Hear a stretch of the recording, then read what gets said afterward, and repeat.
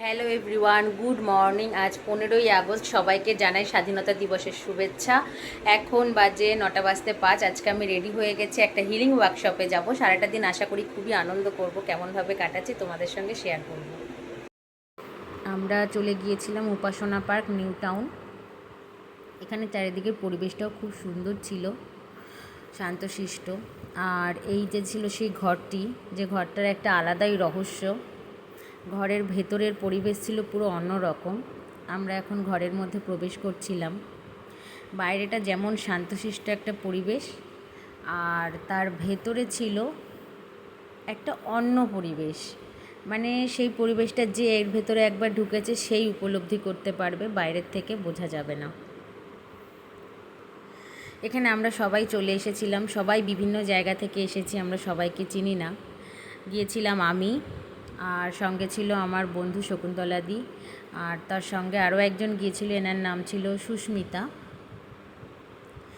সবার চেনা না হলেও সেশনের শেষে আমরা সবাইকে চিনে নিয়েছিলাম।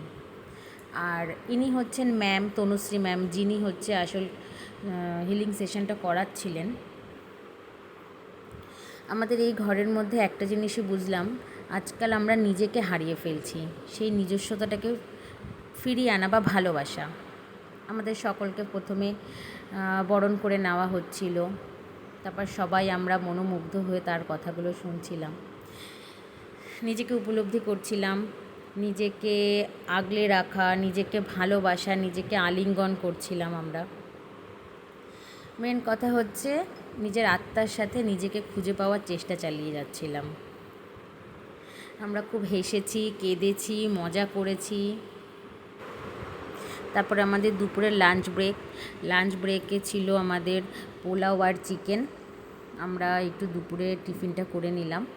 আমাদের দুপুরে টিফিনের পরে তারপরে আমাদের আরেকটা সেশন ছিল, আমাদের ড্রয়িং সেশন। সেই ছোটোবেলার মতন যেমন খুশি তেমন আঁকো, শুধু এটুকুই বলা হয়েছিল একটা মেয়ে আঁকতে হবে। সবাই আঁকছিলাম, খুবই আনন্দ হচ্ছিল, ঠিক ছোটোবেলার মতন যে যেমন পেরেছি এঁকেছি, মজাও করেছি। আমিও একটু আধটু চেষ্টা চালিয়ে যাচ্ছিলাম, তো শেষমেশ আমিও একটু এঁকে ফেলেছি। ঠিক এমনটা হয়েছিল আমার আঁকাটা। জায়গাটা খুব ভালো লেগেছে আমার। না, জায়গাটা আর বলতে হবে না। বাড়ি যাচ্ছি, বাই।